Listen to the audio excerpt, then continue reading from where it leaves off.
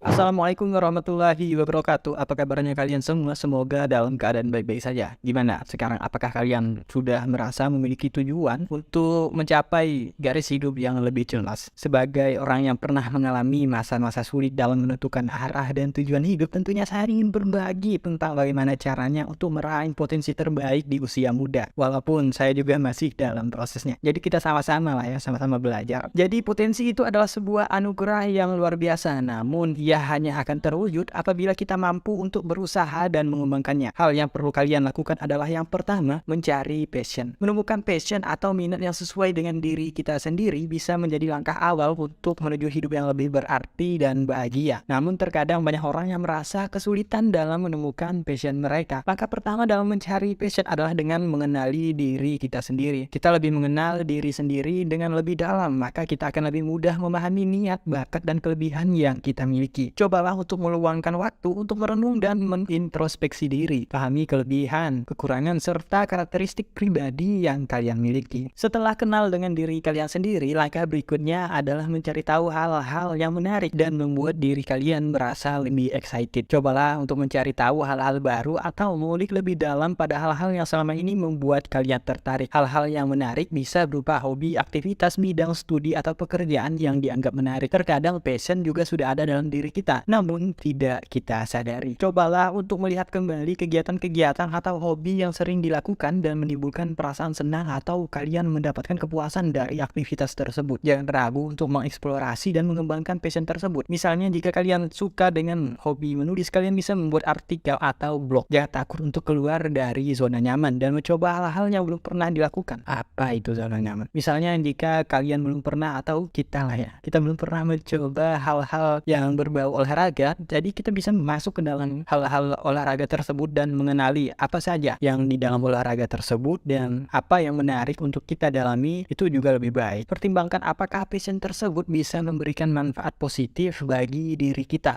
dan juga lebih baiknya terhadap lingkungan sekitar. Yang kedua yang dapat dilakukan adalah dengan membangun jaringan. Dalam kehidupan sosial, tentunya membangun jaringan atau networking itu merupakan suatu hal yang sangat penting. Networking adalah suatu proses untuk membangun hubungan dengan orang lain baik secara personal maupun profesional. Nah, sebelum memulai jaringan, kalian harus menentukan apa tujuan kalian terlebih dahulu. Apa yang ingin dicapai dengan membangun jaringan? Apakah ingin mencari pekerjaan atau memperluas usaha yang sedang kalian lakukan? Dengan menentukan tujuan, akan lebih fokus tentunya untuk menentukan siapa saja yang perlu dihubungi dan kalian kenali. Membangun jaringan bukanlah suatu hal yang mudah, terutama jika kalian belum memiliki banyak pengalaman atau kalian di bidang-bidang tertentu.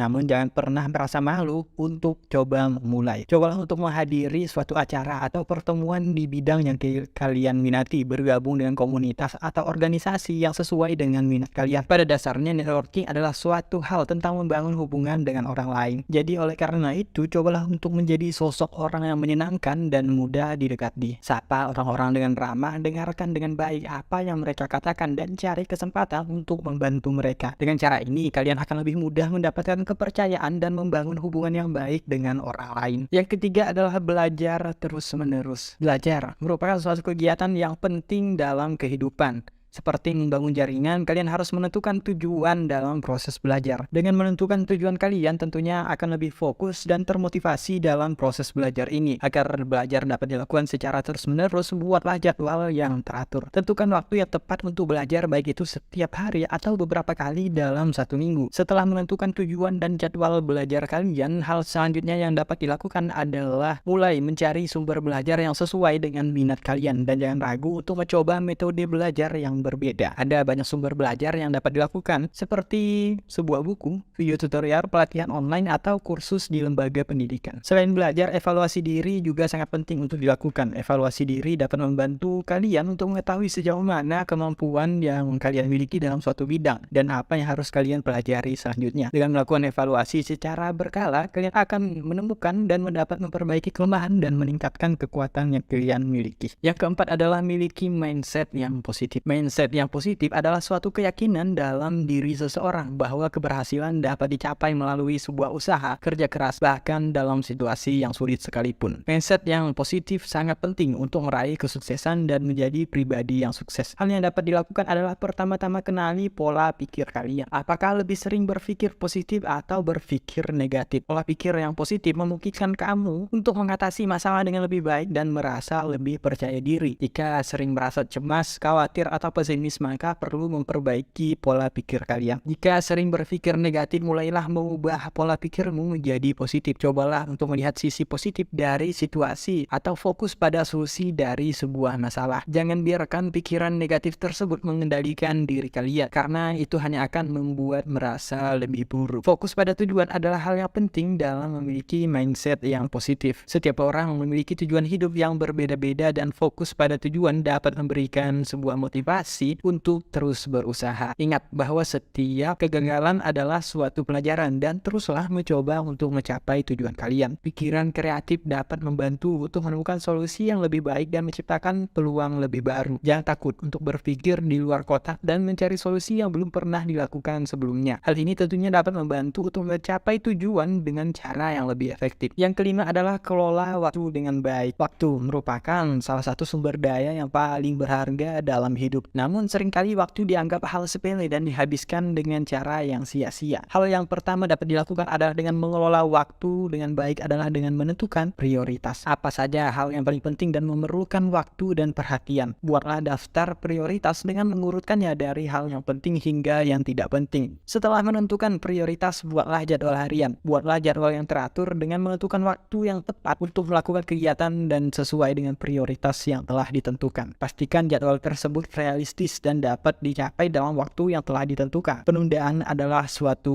musuh yang paling besar dalam mengelola waktu.